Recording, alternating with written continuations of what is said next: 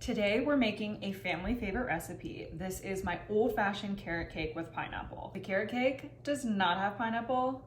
I'm not having it. And you shouldn't either because it's just so much better with it. Chef's kiss. You're gonna love it, trust me.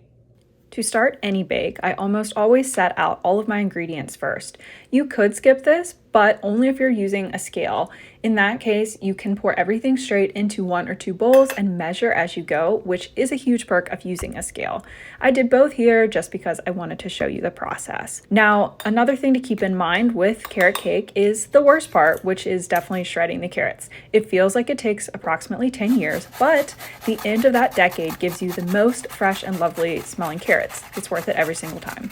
And please do not use pre-shredded. They will not bake up the same way into a nice moist cake. You can also choose your mix-ins here. I usually go with pecans, but walnuts are another great option. Here you'll see I'm prepping cake strips that I put around my pans. I'll show more on this later. Do make sure that you drain your crushed pineapple. Carrot cake batter is already pretty wet, so you don't want to add extra moisture. From here, everything starts to come together in one bowl that you mix by hand, no mixer needed, which is one of the best parts of carrot cake.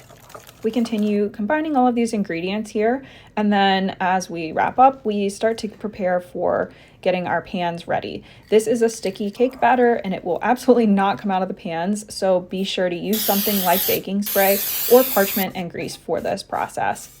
Again, I love using a scale here because this is how I add the exact amount of batter across the 3 pans so the layers bake evenly. Now I have the cake strips, which these are great for keeping the sides of your pan cooler in baking. I did forget to wet one of them, so we're just going to go with 2 of the 3, and I will watch these cakes like a hawk. And then there you go, they came out lovely. Next, we let the cakes cool in their pans for a few minutes before we flip them out onto wire racks to fully cool. During that time, we go ahead and start making our cream cheese frosting, which is really the absolute must frosting for carrot cake. The tanginess of the cheese just pairs really well with the sweetness of the moist cake layers here. It also turns out so creamy.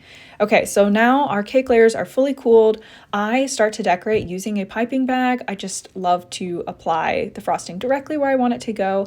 And then I just go ahead and stack the layers, put the cream cheese frosting between them, and then of course add it on top here, alternating using my offset cake spatula as well as my cake scraper for the sides to get everything nice and even looking.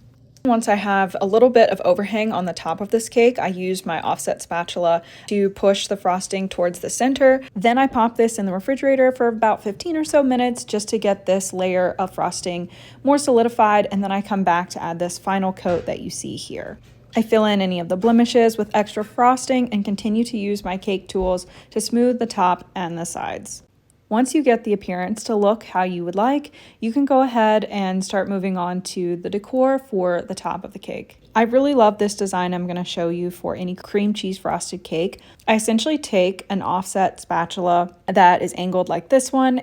I place it and hold it very gently on top of the cake and then rotate the cake on the turntable and just bring this spatula closer and closer inward to form these rings. I think it gives it a clean look without being very fussy or complicated. You could also do this with something like a spoon and just remember to have a light touch with whatever tool you use to get this design. I also didn't speed up this process at all for the video because I wanted you to see that in roughly 40 seconds, less than a minute, I covered the top of this cake in this simple design. Next up, I add some chopped nuts to the base of the cake as well as on the top to signify to people that there are nuts in the cake, and also so it just adds a little more texture and visual appeal. But that's it. Totally up to you, and then you're done.